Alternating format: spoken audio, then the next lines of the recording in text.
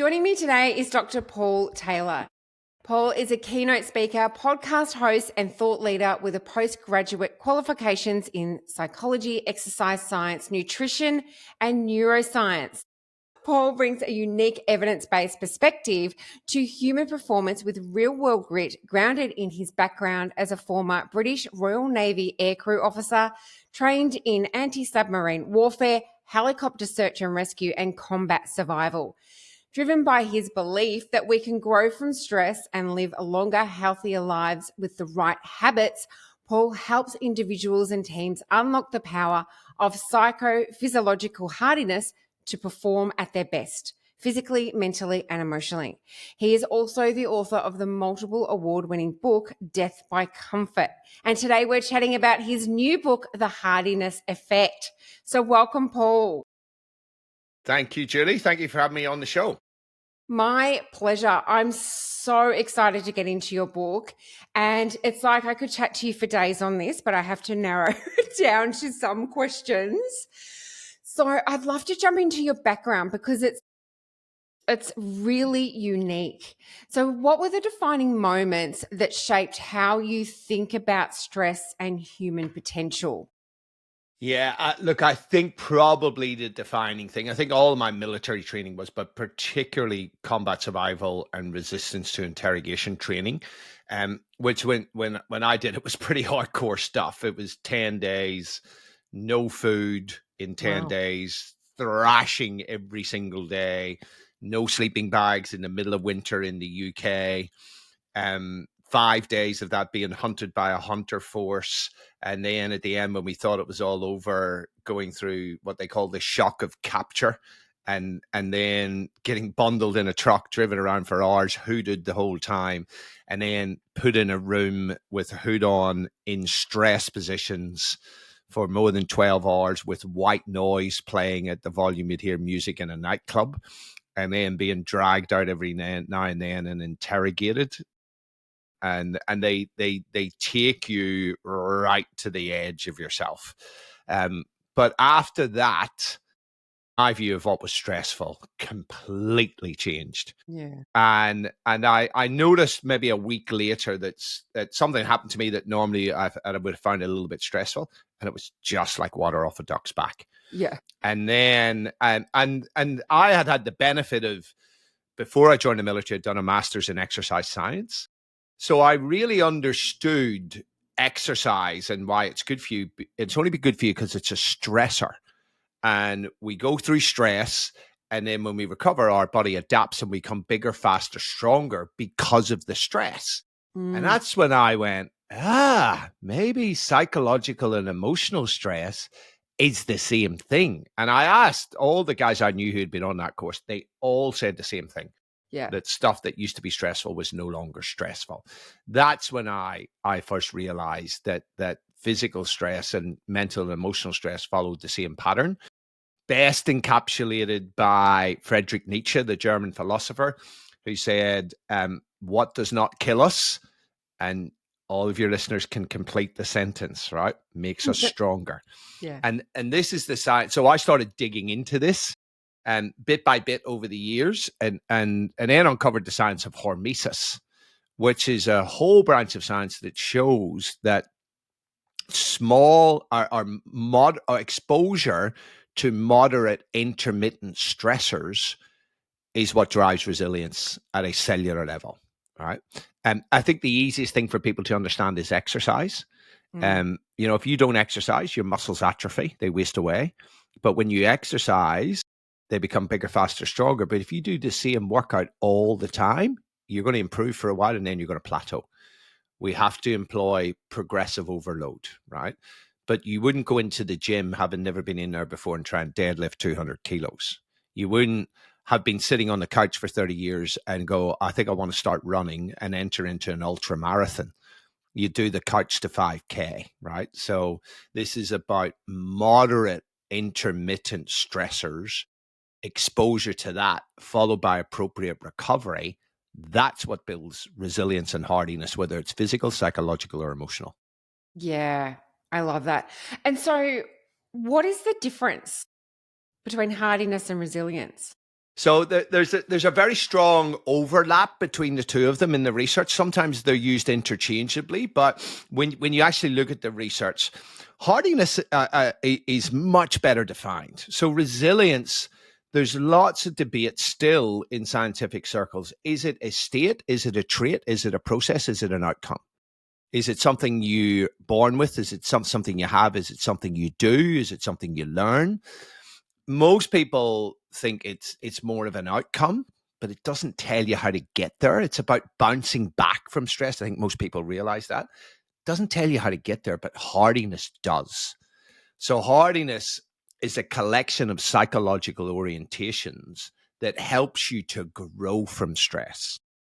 And it was first identified by two psychologists, Salvatore Matti and Suzanne Kosaba, and they were working in the Bell Telephone Company over a period of about over a decade when they were going through massive transformation. It was highly stressful. Lots of people were suffering from burnout, but a percentage of them actually improved and improved their performance through the stress. And that's when they first identified that they all shared these three psychological orientations. And then a lot of research was done in the US military. They showed that hardiness predicted who passes and who fails basic military training. It predicts who passes special forces selection training. This is the toughest physical and mental course you could possibly imagine. It also predicts who passes police special operations selection. Hardiness predicts career longevity in high pressure environments like military, police, first responders. And we know that people who are higher in hardiness have better physical health, they have better overall well-being, they have better cardiovascular health, their immune systems respond better to stress, they recover quicker from serious illness. And even kids who are higher in hardiness are much more likely to go to university than kids who are lower in hardiness, independent of their socioeconomic status. Interesting. So Yeah. fascinating. So fascinating. So, what have you seen? Like, what was the catalyst for you writing a book on hardiness now? Yeah. Look, for me, it was just witnessing the eroding of our physical and mental health. I've been in Australia 20 years, and I look at all the data around health, and just for me, a couple of years ago, looking at it and going, 1 in 2 Australians is now suffering with a chronic health condition. This is very similar to data in the United States, United Kingdom, New Zealand, Canada. All right. 22% of Australians are living with a mental health condition right now, and a whopping 40% of teenage girls. And lifetime prevalence of mental illness in this country is 50%. So that means that statistically, one of us two will develop a mental illness in some stage in our lives, right? And all of that in the backdrop that life has never been so good. So, I realized it's lifestyle driven, and we need tools and resources to be able to combat this. So it was just from me seeing all this stuff go horribly wrong, particularly post COVID, Okay. and then the reactions of well-intentioned people, but all of this talk about trigger warnings and stuff that's well intentioned, right? Mm. Psychological safety, which is being abused and misused. All this talk, even in schools, making kids aware of mental health. So mental health awareness is great, but there are unintended consequences in that the more you talk to people, especially kids, the more you talk about emotions, the more they start to identify with negative emotions. And the more you educate kids on labels and mental health conditions such as anxiety and depression, the more they start to identify with them. So I'm like, we need a different approach here. And I just saw hardiness as the solution, but not just psychological hardiness, physiological hardiness. That's what I bring to the party as a psychophysiologist, right? Yeah. Yes. And I love how your book is broken up in the two parts. The first part is psychological, and the second is that physiological. And I'm going to get to our future generation in a minute because I'm really super interested in that, because I feel I'm with you it's becoming a bit of an issue. And it's something that leaders speak to me a lot about, is that the younger generations coming through they terminate it as resilience. They don't seem to Yeah. have Yeah. resilience. So, That's right. but first of all, like, what do you feel is the biggest mindset shift? Because you started with mindset pretty much, the psychological. What do you think is the biggest psychological shift that someone needs to make them mentally tougher in 2026 and beyond? It is the understanding that life is hard in places, and that you need to not just accept it, Mm, but to embrace it. For me, three things are certain in life: death, taxes, and shit sandwiches from the universe. Right.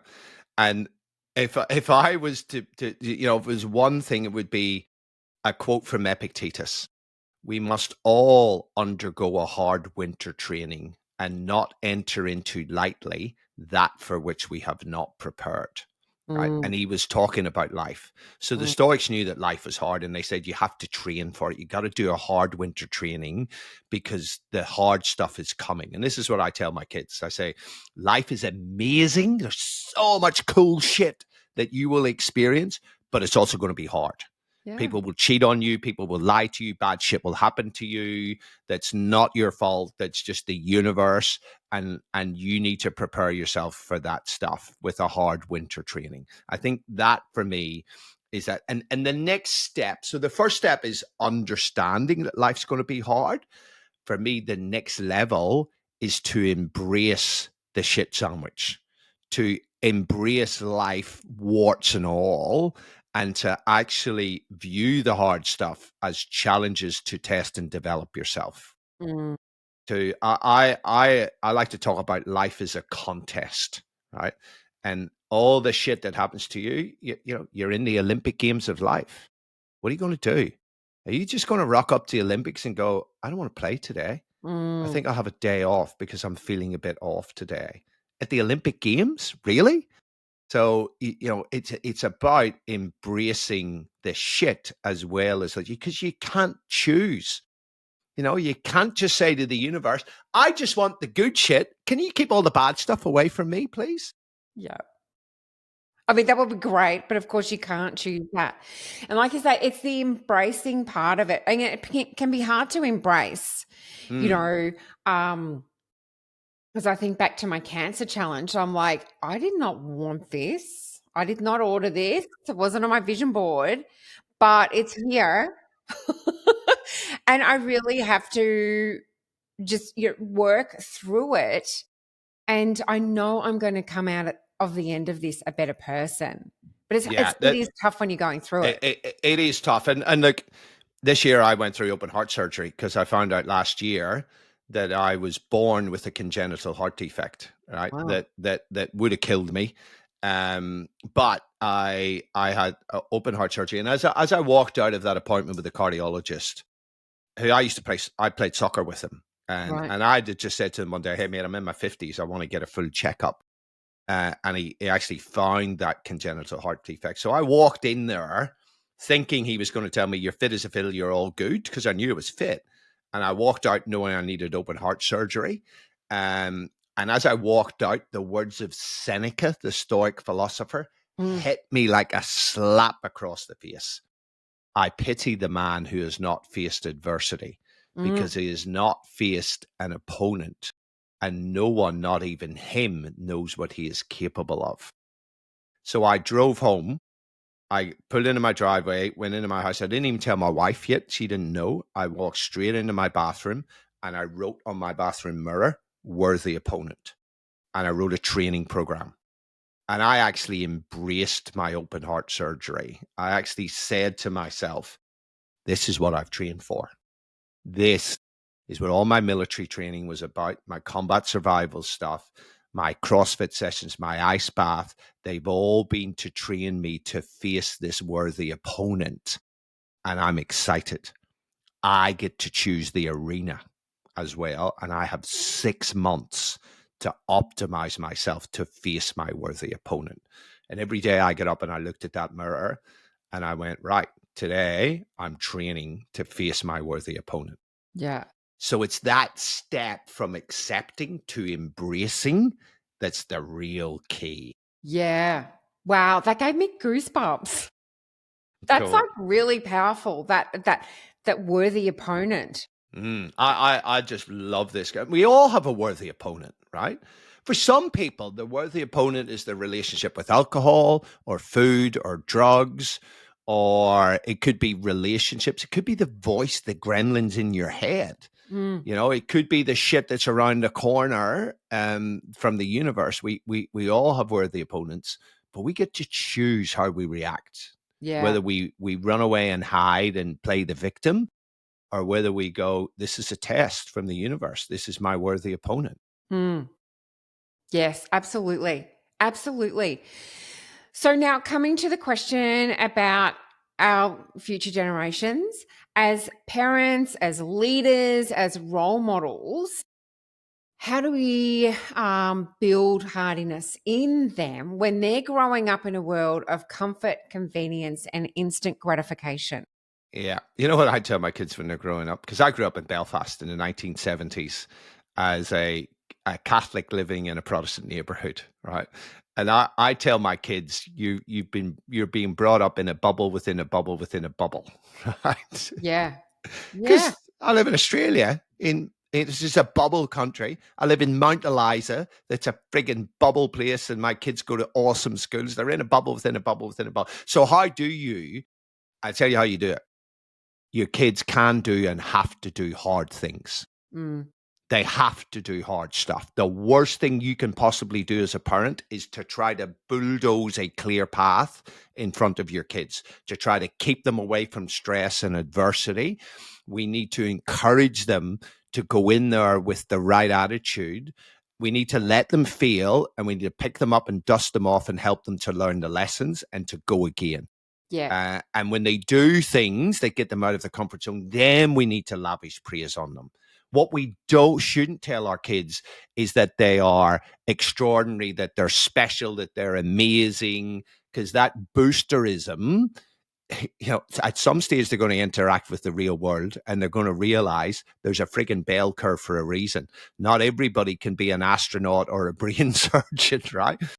But we can tell our kids, you can be the best that you can be if you work hard, if Mm, you do hard things, right? mm, If you have a good lifestyle, if you eat well, if you sleep well, if you get your phone out of your room, if you manage your social media, all of those things, if you get outside as nature intended, these are the things that we need to do. And then I think schools have a massive responsibility, and I think they're getting it wrong. I really do. And not every school. There's lots of good things that they're doing, and there's again a very well intentioned intervention going on where this mental health awareness is brilliant in some ways, in that it gets some people to talk about issues that they wouldn't normally talk about, but with everything, there are unintended consequences.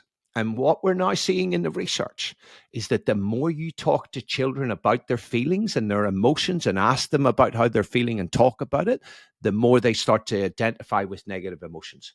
And the more you educate kids on mental health pathology, this is what anxiety looks like, this is what depression looks like, the more they're likely to relate to it. yeah. And particularly kids growing up, their peer group is so important.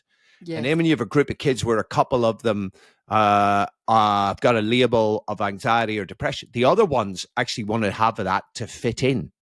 That's the key thing. These are the unintended consequences of well-intentioned interventions. If I was czar of the universe, I would ban people coming in, and psychologists or whoever, talking about mental health conditions. They would only be allowed to talk about life skills.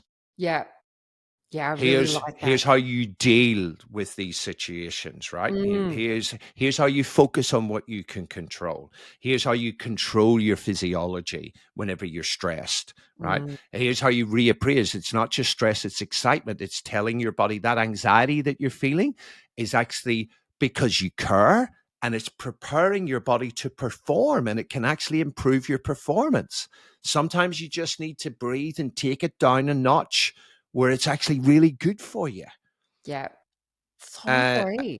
I know it's so important. I mean, Professor Jeremy Jameson, who I had on my podcast, he took a bunch of students. These are university students about to do their graduate exam, GPA, I think they call it. This is the exam that you take that determines whether you get into a master's or PhD or don't, and it can actually massively influence the trajectory of your life. Mm, So it's highly stressful.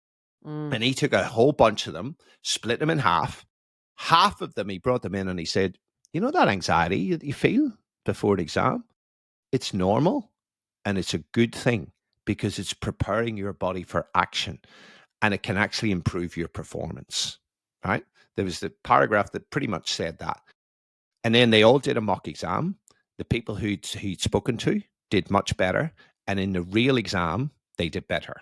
And then he's gone on with other people to show that this priming of reappraising stress as challenge has a huge impact on outcomes. So me and my wife are actually creating a year 10 curriculum, a year 10 elective in conjunction with Warrnambool College, who I'd done stuff for their teachers, and they approached me and said, hey, what about you create a year 10 elective on hardiness? And I nearly peed myself with excitement. And I went home to my wife, who's a counselor who works with adolescents, and she got so excited as well. So we're rolling out a hardiness course. We're calling it the Future Ready Life Skills course. We needed 15 students to sign up, and it got massively oversubscribed. Wow. And so we're having to run it in the first trimester next year and the next one as well. And so we're going to be evaluating all the outcomes to see what the impact is on these kids, because we have to teach this to our kids. We've got to give them the bloody life skills to be able to handle year 11, year 12 and beyond, not just talk to them about anxiety and say, hey, you can opt out. And especially when they go to university, trigger warnings here, there, and everywhere, which make people's mental health worse, by the way. Yes, I so agree. Oh my God, I'm so on the bandwagon with you. I'm going to tell all my teachers about this. Because what annoys me in the workplace, so I'm more in the workplace, people just say they're stressed all the time. I know. And we use that word stress to, think about, to explain excitement or concern or a bit of pressure. worry. Yeah. Yeah. And it's even all the talk in the media about the cost of living crisis. It's crisis here, crisis there, the electricity crisis. I'm from Ireland. They pay double the amount that we pay for electricity, right? There's not a crisis in this country. There's a freaking crisis in Sudan right now. There's a crisis in Palestine. There's a crisis in many, many countries around the world. There's not a frigging crisis. The housing crisis. You remember 20 odd years ago when interest rates were 17%? That's a housing crisis. Absolutely. So I think the media's got a lot to do with it. Most immigrants like me share the same view that this is an amazing country. It's a lucky country. And when I hear Australians complain, I think to myself, bugger off to a third world country for a year and see what real life is like. Yeah. Because here's the thing, and this is really important to understand, Julie. Mm. The hardest thing you've ever faced is the hardest thing you've ever faced. And that becomes the barometer for what is difficult. Does that make sense to you? So Absolutely. Before and after combat survival training, my barometer of what was difficult can change completely. Yeah. So if you've been brought up with a pretty easy life, your barometer of what's hard is really low. And you're in there talking about this is stressful, this is hard, this is blah, blah, blah, when actually that's not freaking hard. Yeah. Go and live in Africa, Pakistan, or whatever. Life's hard over there. Absolutely. Absolutely. So most of my listeners are probably on the beach right now, living in comfort.